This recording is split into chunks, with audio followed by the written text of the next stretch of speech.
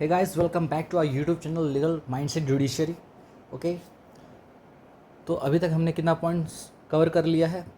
3 points cover हो चुके हैं। राइट्स ऑफ अरेस्टेड पर्सन को लेके एक बार रिवाइज कर लेते हैं, फिर आगे बढ़ते हैं। क्या है 3 पॉइंट में? सबसे पहला पॉइंट था right to know the grounds of arrest, दूसरा था right to be informed to be release on bail, तीसरा था obligation of the person making arrest to inform about the arrest etcetera to relative और the friend. ठीक है, ये पढ़ चुके हैं। और लास्ट का हमारा 2 पॉइंट्स बचा है। एक है right to be produce before magistrate और एक बचा है right to consult a legal practitioner. Right, तो अभी कैसा करेंगे? जो पहली बार इस लेक्चर को देख रहे हैं, हो सकते हैं कि जो फर्स्ट टाइम मतलब होता है ना कि कभी कभी आ जाता है स्क्रॉल करते हुए, अगर जो पहली बार देख रहे हैं इस लेक्चर को, भैया आपको 1.5x के स्पीड से देखना है या उससे ज़्यादा स्पीड से देखना है इस लेक्चर को, तभी आपको अच्छे से समझ में आएगा और इंटरेस्टिंग भी लगेगा। बाकी कंटेंट में कोई भी कॉम्प्रोमाइज़ नहीं है। ठीक है, तो 1.5x के स्पीड से आपको देखना है, राइट, और या फिर उससे ज़्यादा स्पीड से देखोगे तो समझ में आएगा। ठीक है, चलिए आगे बढ़ते हैं। तो 3 पॉइंट्स कवर हो चुके हैं। तो हो सकता है कि जो पहली बार देख रहा है भाई, अब इसका जो लास्ट वीडियो है लेक्चर नंबर 71 वो देख लो, उसके बाद यहाँ पर आ जाओ, समझ में अच्छे से आएगा। ठीक है, और यहाँ से भी देखोगे तो आ ही जाएगा समझ में, कुछ इसमें बड़ा बात नहीं है। चलिए, तो 4th नंबर पॉइंट का नाम क्या है? Right to be produce before magistrate without delay. अच्छा, मतलब क्या? अरेस्टेड पर्सन को अगर कोई भी बंदे को पुलिस वाला अरेस्ट करके लाया है तो उसको 24 घंटे से ज़्यादा वो हिरासत में नहीं रख सकता, लॉकअप में नहीं रख सकता। ठीक है, और ये पावर दिया गया है कहाँ पे? बहुत सारे जगह दिया गया है। कॉन्स्टिट्यूशन में दिया गया है, BNSS में दिया गया है। ठीक है, चलिए तो लिखेंगे, मेरे साथ साथ लिखेंगे भाई। सबसे पहला पॉइंट कि ये जो है ये पावर कहाँ से मिला है? आर्टिकल 22 का 2 ऑफ कॉन्स्टिट्यूशन का जो है आर्टिकल 22 का 2, वो क्या कहता है? वो कहता है भाई मेरे तो लिखो, every person who is arrested and detained, जिसको डिटेन करके रखा गया है इन कस्टडी में। ठीक है, every person who is arrested and detained in custody shall be produced। उसको प्रोड्यूस करेंगे भाई, किसके सामने प्रोड्यूस करेंगे? बिफोर अ मजिस्ट्रेट के सामने प्रोड्यूस करेंगे। ठीक है, अच्छा, लेकिन कितने टाइम के अंदर? Within 24 hours. 24 घंटा से ज़्यादा आप नहीं रख सकते सर। 24 घंटा से ज़्यादा आप किसी भी बंदे को लॉकअप में नहीं रख सकते। अच्छा, इसीलिए तो फॉरवर्डिंग किया जाता है। आपने सुना होगा कोर्ट चालान हो गया, हाँ, फॉरवर्ड किया जा रहा है, तो इसीलिए किया जाता है। ठीक है, within 24 hours of arrest excluding the journey time. क्या? Excluding the journey time. ठीक है, जो जर्नी टाइम है ले जाने में और उसको पकड़ के कोर्ट ले जाने में, उसको एक्सक्लूड कर देंगे। ठीक है, चलिए यहाँ पर वही बोल रहा है कि देखो सर, इसको बहुत बार बता चुका हूँ, 187 जब पढ़ाया था उस समय भी बताया था मैं। देखो, ये है बंदा, ये है पुलिस वाला, ये क्या किया? इस बंदे को अरेस्ट कर लिया, ये है एक्यूज्ड कर इसको अरेस्ट किया। अरेस्ट करने के बाद इसको कहाँ ले गया? ऑब्वियसली कहाँ लेके जाएगा? इसको लेके गया जेल में। कहाँ लेके गया? जेल में। ठीक है, यह है जेल में लेके चला गया इस बंदे को। जब जेल में लेके चला गया तो ये पुलिस वाला जो है इस बंदे को 24 घंटा से ज़्यादा नहीं रख सकता, 24 आवर्स से ज़्यादा इसको पुलिस कस्टडी में नहीं रख सकता। और ये कौन कहता है? ये कहता है हमारा आर्टिकल 22 का क्लॉज 2। क्या बोलता है? आर्टिकल 22 का क्लॉज 2 ये कहता है कि अगर कोई पुलिस वाला किसी बंदे को अरेस्ट करता है तो वो उसको पुलिस लॉकअप में 24 घंटा से ज़्यादा नहीं रख सकता। यानी क्या? यानी जो अरेस्टेड बंदा है वो, इसका राइट है कि वो 24 घंटे के अंदर मजिस्ट्रेट के सामने उसको प्रोड्यूस किया जाए। समझ में आ रहा है? ओके सर, समझ गया। ठीक है, तो क्या लिखा है? शैल बी प्रोड्यूस्ड, तो produce before magistrate within 24 hours. ठीक है, और ये कौन कहता है? आर्टिकल 22 का 2 कहता है। समझ में आ रहा है? यही चीज़ तो BNSS में भी तो लिखा गया है सर। जी सर, बिल्कुल। तो लिखिए मेरे साथ साथ इसमें, और एक पॉइंट इसमें ऐड हो जाएगा। एक काम करते हैं इसको, हाँ ऐसा कर देते हैं, नो पर्सन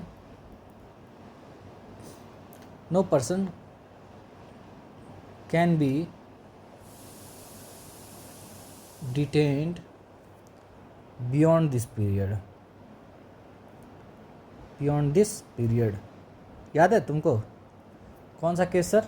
अर्नेस्ट कुमार का, अर्नेस्ट था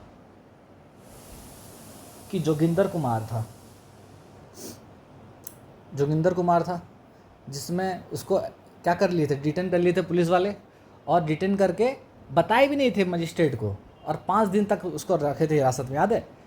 उसमें भी जोगिंदर कुमार में भी तो बोला गया भैया आप नहीं रख सकते। No person can be detain beyond this period without the magistrate's permission.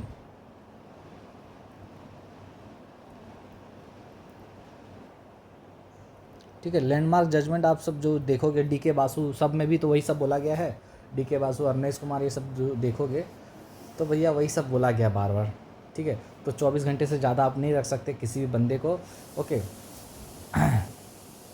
अगर रखना है तो क्या करना पड़ेगा सर? अगर रखना है तो भाई मजिस्ट्रेट का परमिशन लेके आओ ना। पहले जाओ मजिस्ट्रेट से पूछो, सर हमको इसका और भी पुलिस कस्टडी चाहिए, आप प्लीज़ दे दीजिए, हमको इन्वेस्टिगेशन ख़त्म करना है। समझ में आ रहा है?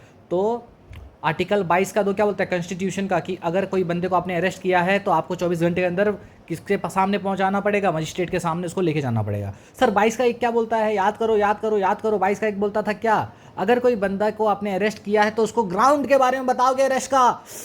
सर भूल गए हम तो, याद करो यहाँ पर 22 का 1 22 का 1 क्या बोलता था? ग्राउंड्स ऑफ अरेस्ट, है ना? और 22 का 2 क्या बोला? 22 का 2 बोला मजिस्ट्रेट के सामने आपको क्या करना है? लेके जाना है, अरेस्ट करने के 24 घंटे के अंदर जाना है। ओके, तो इस पॉइंट से रिलेटेड, मतलब 24 घंटे से रिलेटेड जो है, इस जो नंबर 4 है, नंबर 4 पॉइंट से रिलेटेड हमारा 3 प्रोविज़न आता है, कह सकते हो। ठीक है, तो आप ऐसा लिखो, relevant provisions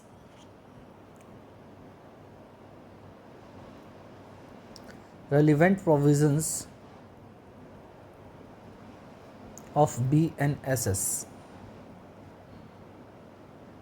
BNSS and constitution. ठीक है, इससे रिलेटेड कौन कौन सा रेलिवेंट प्रोविजंस है इस पॉइंट से रिलेटेड? तो चलिए एक बार, अभी मैं बताया कौन सा पॉइंट? पहला तो आर्टिकल 22 का 2 नंबर। ठीक है, अच्छा, एक है आपका सेक्शन 57 BNSS का। ठीक है, जो पहले हुआ करता था सेक्शन 57 CRPC का है, सेम, हाँ बिल्कुल सेम। ठीक है, अच्छा, एक है तुम्हारा सेक्शन 58 BNSS का। ठीक है, जो हुआ करता था सेक्शन 76 CRPC का। ये 76 हुआ करता था। ठीक है, याद रखिएगा।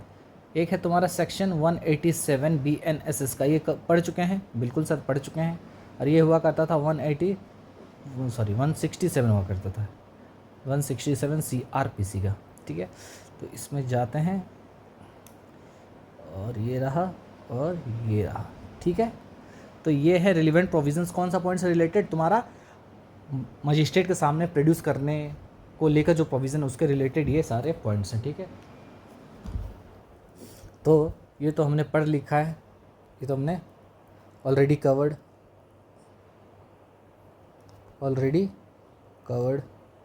ऊपर में हमने वही उसी के बारे में लिखा। अच्छा, 57 क्या बोलता है सर? लिख दो, 57 क्या बोलता है उसके बारे में लिखेंगे। ठीक है, तो सेक्शन 57 क्या कहता है? सेक्शन 57 बोलता है कि a person arrested without warrant. अगर एक बंदा बिना वारंट के अरेस्ट हो रहा है, कैन नॉट बी डिटेन्ड, उसको आप डिटेन्ड नहीं कर सकते। क्या हो रहा है? अगर एक बंदे को आपने बिना वारंट के अरेस्ट किया है, बिना वारंट का बात करता है, 57 बात करता है बिना वारंट के। अगर आपने बिना वारंट के, देखिए आर्टिकल 22 का 2 भी वही बोल रहा था कि आपको प्रोड्यूस करना है मजिस्ट्रेट के सामने अरेस्ट करने के 24 घंटे के अंदर, और सेम प्रोविज़न 57 में भी बोला गया है, BNSS का 57। कि अगर आप बंदे को अरेस्ट करते हो, और बेसिकली इसमें बात किया गया है विदाउट वारंट का, बिना वारंट के अरेस्ट करते हो तो उसको भी आप can not be detained for more than 24 hours for एक second, for more than 24 hours, 24 घंटे से ज़्यादा उसको डिटेन करके नहीं रख सकते। कब तक, कब तक, कब तक? अनलेस द मजिस्ट्रेट, जब तक मजिस्ट्रेट, थोड़ा अजीब नहीं लग रहा है, थोड़ा यहाँ से सब अजीब लग रहा है। फॉर मोर देन, देखिए, फॉर मोर देन, क्या हो रहा है? एक सेकेंड गाइस, पेन में कुछ दिक्कत हो गई लग रहा है। For more then,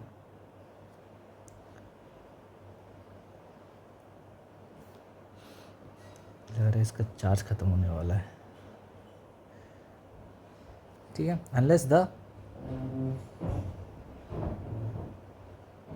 unless the magistrate x tends the detention. ठीक है, तो BNSS का रिलेवेंट प्रोविजन कौन सा है? सेक्शन 57। कौन सा है? सेक्शन 57, याद रखिएगा। तो relevant provision regarding what? Regarding the production of accused before the magistrate is 57। Okay, तो 57 में बोलता है कि आप उसको 24 घंटे से ज़्यादा नहीं रख सकते बिना वारंट के। अगर अरेस्ट हो रहा है तो can not be detained for more than 24 hours. ठीक है, अच्छा 58 क्या बोलता है सर? फिर 58 भी वही बोलता है, 58 भी वही बोलता है, लेकिन ये विद वारंट का बारे में बात करता है। ठीक है, तो लिखिएगा, इफ़ द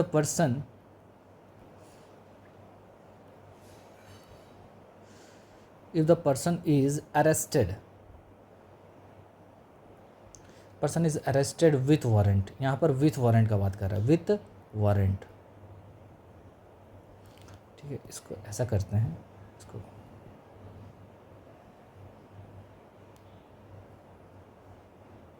ठीक है, the person is arrested with warrant. Okay, तो क्या होगा? दे मस्ट बी प्रोड्यूस्ड, उनको भी प्रोड्यूस करना पड़ेगा बिफोर द मजिस्ट्रेट के सामने प्रोड्यूस करोगे, विदाउट अननेसेसरी डिले, बिना डिले किए हुए, एंड विद इन कितना? And with in 24। ठीक है, इसको थोड़ा चार्ज करना पड़ेगा लग रहा है।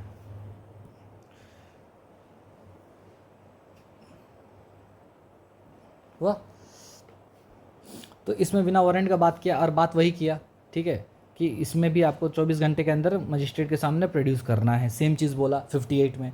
तो 57 में बोला बस विदाउट वारंट वाला, और विद वारंट वाला बोला 58 में। बाकी दोनों में सेम ही चीज़ बोला गया है, मजिस्ट्रेट के सामने आपको लेके जाना है 24 घंटे के अंदर बिना लेट किए हुए।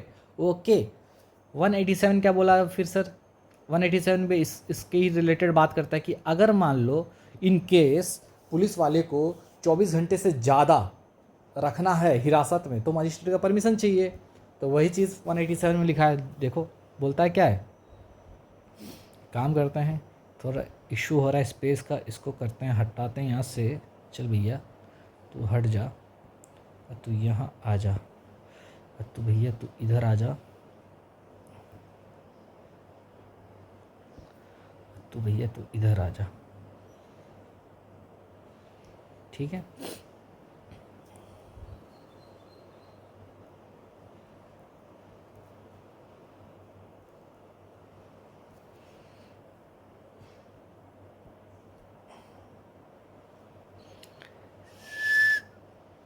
एक सेकेंड, हाँ। तो लिखिए मेरे साथ साथ, इफ़ द पुलिस, ये सब पढ़ चुके हैं आप लोग, ठीक है, जो पढ़ रखा है 187 में जो पढ़ा रखा हूँ ये सब। If the police need custody, अगर पुलिस को कस्टडी चाहिए बियॉन्ड 24 आवर्स, 24 घंटे से ज़्यादा का कस्टडी चाहिए, वो भी किस चीज़ के लिए चाहिए भैया? फॉर इन्वेस्टिगेशन, क्योंकि उसका इन्वेस्टिगेशन ख़त्म ही नहीं हुआ है ना। Okay, they must seek what? They must seek permission, उनको क्या चाहिए फिर, दे मस्ट सीक परमिशन, उनको परमिशन लेना पड़ेगा। फ्रॉम हुम, फ्रॉम द मजिस्ट्रेट, मजिस्ट्रेट से परमिशन आपको लेना पड़ेगा रे भाई, समझ में आया? ओके। दूसरा पॉइंट क्या है? दूसरा पॉइंट ये है कि मजिस्ट्रेट में ग्रांट, मजिस्ट्रेट देगा कि नहीं परमिशन, बताओ मुझे। मजिस्ट्रेट में ग्रांट दे सकते हैं, मजिस्ट्रेट में ग्रांट व्हाट, तो यहाँ पर वो क्या दे सकते हैं, या फिर पुलिस कस्टडी, या फिर याद करो जुडिशियल कस्टडी, ठीक है। पुलिस कस्टडी देंगे या फिर जुडिशियल कस्टडी देंगे। कितना दिन का देते हैं? Maximum 15 days. वेरी गुड, किस किस को याद था? ओके। और ये कब तक देते हैं, मतलब ये 15 डेज देते हैं। और सीरियस ऑफेंस में मैक्सिमम कितना देते हैं भैया? Maximum 90 days in case of serious offence, और तुम्हारा मैक्सिमम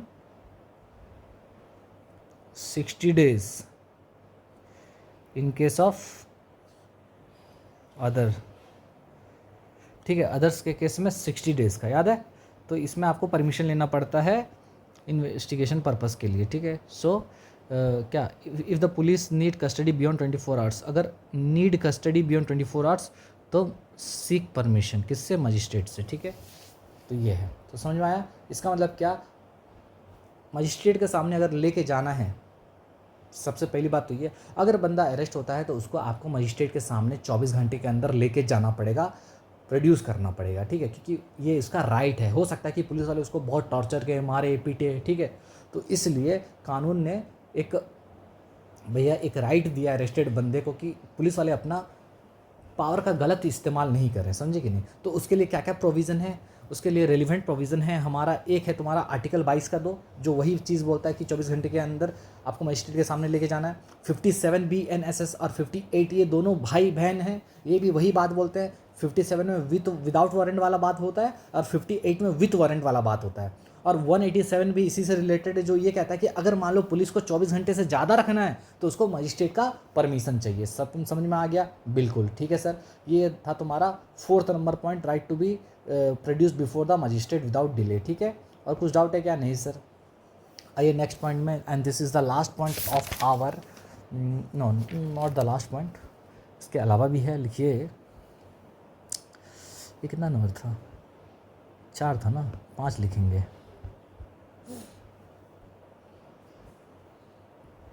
तो लिखिए 5th नंबर पॉइंट,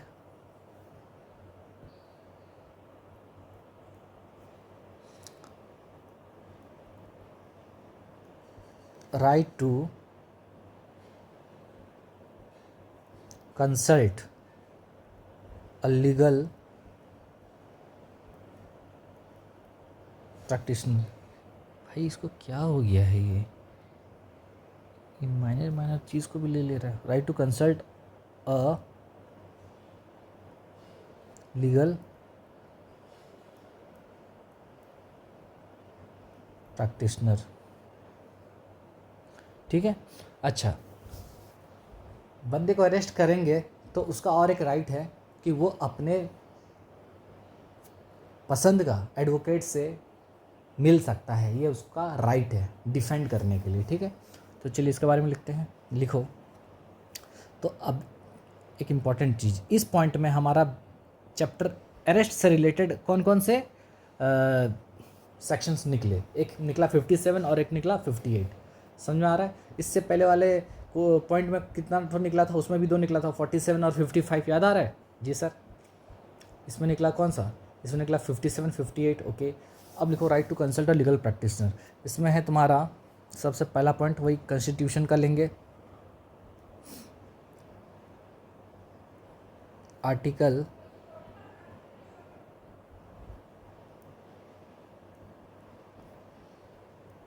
22 का 1, आर्टिकल 22 का 1 ऑफ द कॉन्स्टिट्यूशन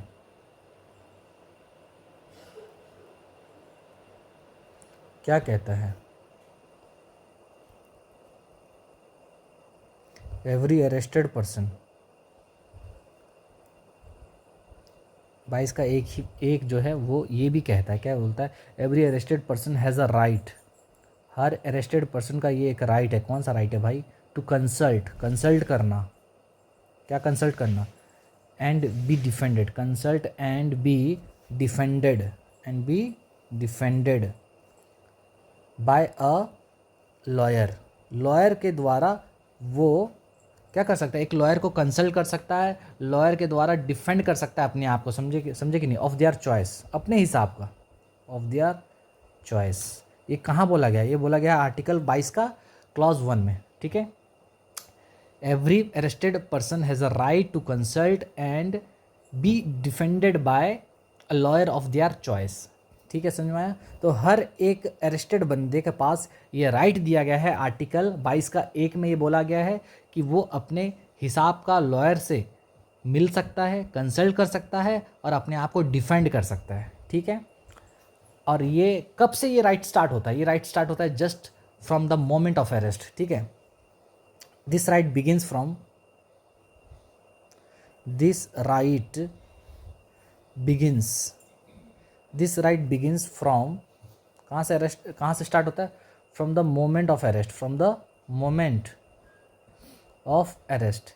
जैसे ही बंदा अरेस्ट हुआ ना भाई, वहाँ से ये राइट उसका चालू हो जाएगा, समझ में आया? तो पहला relevant provision regarding the right to consult a legal practitioner is given in article 22 clause 1, समझ में आया? ओके। दूसरा राइट दिया गया है BNSS में, इस पॉइंट को लेके कहाँ दिया गया है? ये राइट दिया गया है सेक्शन 38 में, सेक्शन 38 सर, हाँ 38 में। क्या बोलता है 38? जो कि पहले हुआ करता था सेक्शन 41D CRPC, ठीक है। इसमें क्या बोला गया है सर? इसमें बोला गया है भाई मेरे, the arrested person, the arrested person, जो अरेस्टेड बंदा है, कैन मीट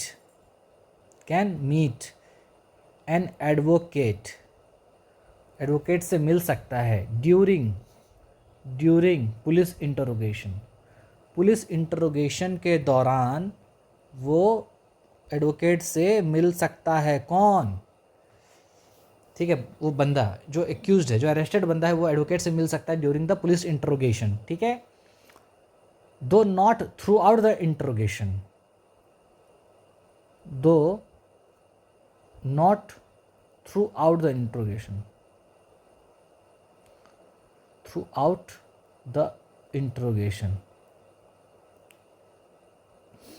ठीक है। तो बोल रहा भाई पुलिस इंट्रोगेशन जब होगा उस समय वो मिलेगा, ऐसा नहीं कि पूरा इंट्रोगेशन पूरा चलता रहेगा और वहीं पर उसके साथ रहेगा, ऐसा नहीं होगा, समझे कि नहीं? तो अरेस्टेड बंदा क्या करेगा, अपने हिसाब का जो क्या है एडवोकेट है उससे वो मिल सकता है। ये प्रोविज़न कहाँ दिया गया है? एक तो दिया गया आर्टिकल 22 का 1 में और दूसरा दिया गया है सेक्शन 38 में, समझ में आया? ओके। इसके अलावा कॉन्स्टिट्यूशन का भी एक प्रोविज़न है, कौन सा?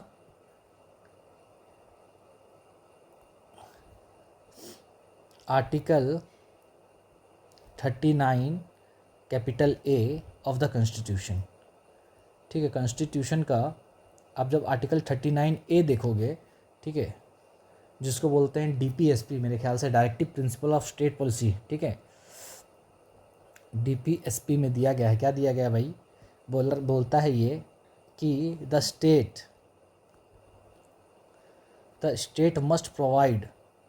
must provide free legal aid to the accused person who cannot afford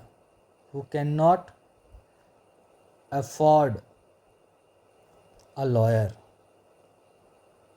ठीक है।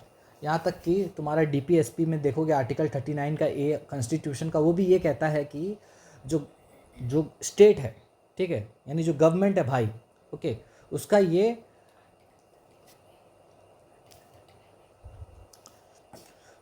तो आर्टिकल 39A DPSP का जो है वो ये कहता है भाई, जो गवर्नमेंट है, जो स्टेट है, वो क्या करेगा, वो फ्री लीगल एड सर्विस देगा। किसको?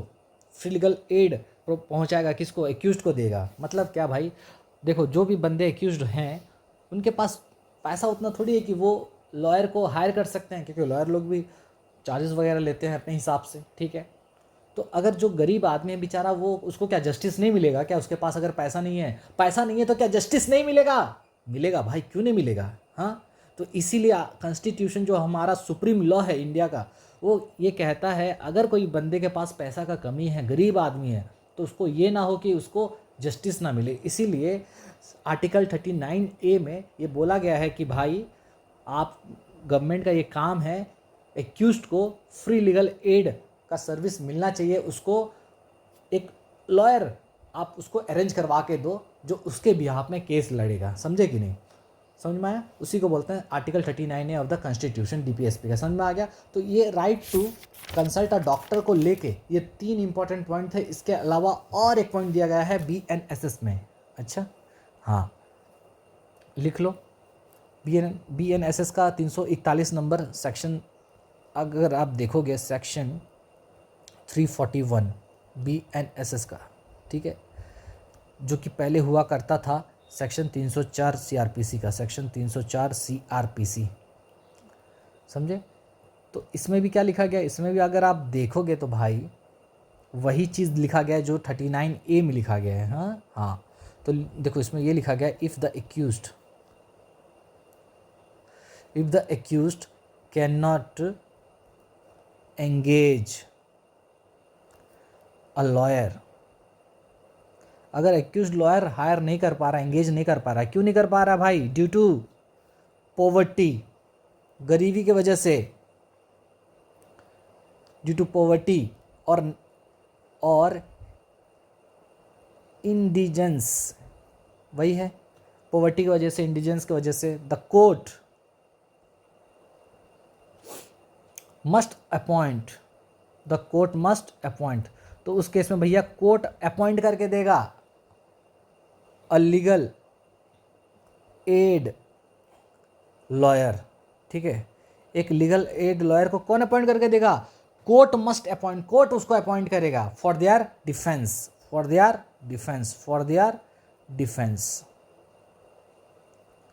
कौन सा सेक्शन है? सेक्शन 341 BNSS, जो कि पहले CRPC का 304 हुआ करता था। समझ में आया? जो कि सेम बात बोलता है जो 39A में बोला गया है।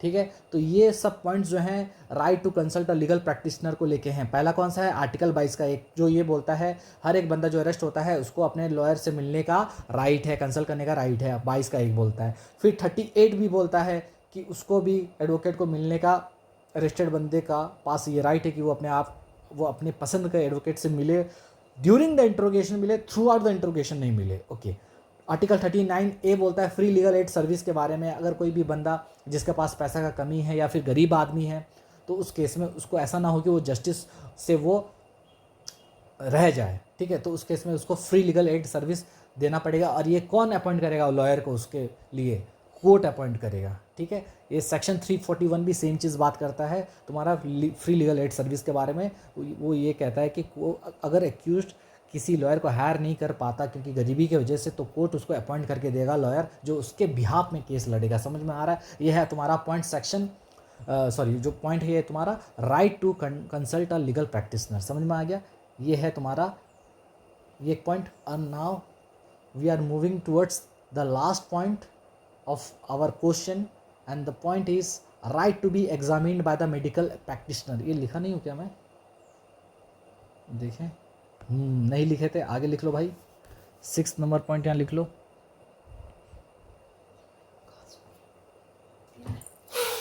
6 नंबर पॉइंट यहाँ पर भाई मेंशन कर लो, छूट गया था। 6 नंबर पॉइंट लिख लो, राइट टू बी एग्जामिन्ड होने का राइट भाई, आपका मेडिकल एग्जामिनेशन का राइट है बाय अ मेडिकल प्रैक्टिशनर।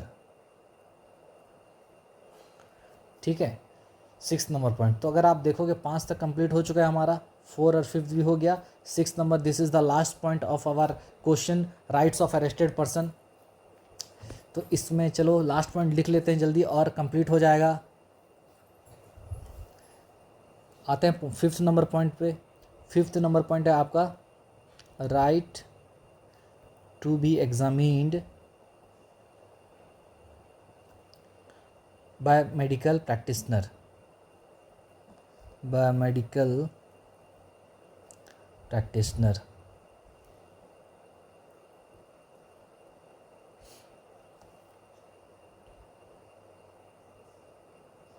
ठीक है, तो ये जो राइट दिया गया है, आप सेक्शन 53 पढ़े थे? 53 सर 53, हाँ, अरेस्टेड बंदे का क्या करते हैं हम लोग? मेडिकल एग्जामिनेशन करते हैं। तो वो क्या था? वो एक राइट दिया गया था, समझे कि नहीं? कहाँ गया? यस 53 याद है? ये चार्ट, एक्यूज्ड का medical examination 51, accused of rape का 52 और अरेस्टेड बंदे का 53। ये जो एक्चुअली दिया गया था, this is the right of arrested person. वो अपने आप को मेडिकल अरेस्ट कराने का राइट दिया गया है, ये actually right of arrested person, समझे कि नहीं? ओहो, समझे? आप 53 में वापस चलते हैं ये पॉइंट में, ठीक है? कहाँ गया? ओके, तो लिखो भाई मेरे कि जो भी बंदा अरेस्ट होकर आता है उसका ये राइट है कि वो मेडिकल एग्जामिनेशन करवाएगा अपना, वरना क्या होगा ना, पुलिस वाले बोलेंगे हमने नहीं मारा, हम नहीं मारे इसको, ये तो पहले से ही आया था, ये सब नहीं चलेगा, समझे कि नहीं? तो यहाँ पर लिख लो भाई, क्या उसका ये राइट बनता है, इसका राइट है। वहाँ पर देखो 51 में और 52 में पुलिस वाले करवाता था मेडिकल एग्जामिनेशन, ठीक है? वो भी किस लिए? ताकि एविडेंस मिल सके। लेकिन 53 में भाई ये खुद बोल रहा है कि ये मेरा राइट है, मेरा मेडिकल एग्जामिनेशन कराओ। इन्होंने बहुत मारा है, समझे कि नहीं? वरना बाद में ये मार भी खा लेगा और फंस भी जाएगा, समझे कि नहीं? ऐसा बात होगा। तो वही बोल रहा है, इसीलिए 53 में जो दिया गया है ये इसके पॉइंट ऑफ व्यू से दिया गया है, इसका ये राइट बनता है। लेकिन 51 और 52 जो था वो पुलिस वाले लोग अपने लिए यूज़ करते थे, एविडेंस को कलेक्ट करने के लिए। समझ में आ रहा है मैं क्या बोल रहा हूँ? ओके, तो यहाँ पर लिखो क्या सर? लिखो मेरे साथ साथ, an arrested person an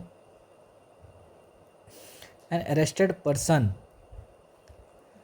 has a right, an arrested person has the right to be medically examined। Medically examined होने का उसके पास क्या है? राइट है, by medical officer, medical officer, MO, याद आ रहा है? Ammo medical officer. अरेस्टेड बंदे के केस में ही मेडिकल ऑफिसर था, याद है कि नहीं आपको? बिल्कुल, फर्स्ट प्रेफरेंस मेडिकल ऑफिसर था। अगर वो नहीं है तो रजिस्टर्ड मेडिकल प्रैक्टिशनर, याद है? ओके, मेडिकल ऑफिसर, हाँ, मेडिकल ऑफिसर और रजिस्टर्ड मेडिकल प्रैक्टिशनर। जी सर, याद आ रहा है सर, याद आ रहा है। ओके, नेक्स्ट पॉइंट, ये कौन सा था आपका? सेक्शन 53 BNSS जो हुआ करता था सेक्शन 54 CRPC, ठीक है? अच्छा, तो लिखो द एग्जामिनेशन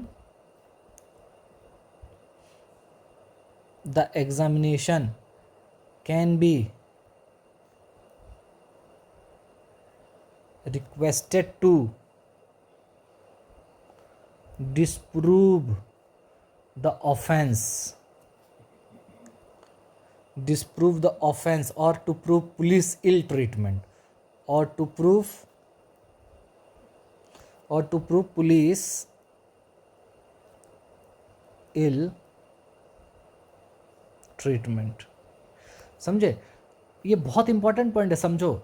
51 और 52 में पुलिस वाले यूज़ करते थे ना उस सेक्शन को, उस बंदे का मेडिकल एग्जामिनेशन कराते थे ताकि एविडेंस मिल सके और उसको हम लोग उस पर चार्ज लगा सके, समझे कि नहीं? अब यहाँ पर क्या है? यहाँ पर अरेस्टेड बंदा इस सेक्शन को अपने लिए यूज़ कर रहा है ताकि पुलिस का इल ट्रीटमेंट को वो बता सके, प्रूव कर सके, ठीक है? ऑफेंस को डिस्प्रूव कर सके। तो section 53 gives protection to the arrested person, so it is used by the arrested person, but where section 51 and 52 which is used by the police officer, right? तो ये बेसिक डिफरेंस है, आपको समझ में आना चाहिए। तो भाई यहाँ पर मैं इसको हाईलाइट कर देता हूँ। The examination can be requested to disprove the offence और to prove police ill treatment. यहाँ पर भी लिख दो ये चार्ट में, ताकि आपको ना बेसिक डिफरेंस में ये याद रहेगा। राइट ऑफ अरेस्टेड पर्सन है ये 53 का। ऐसा कर देते हैं, ये अपने लिए करवाता है, ये खुद बोलता है करने के लिए।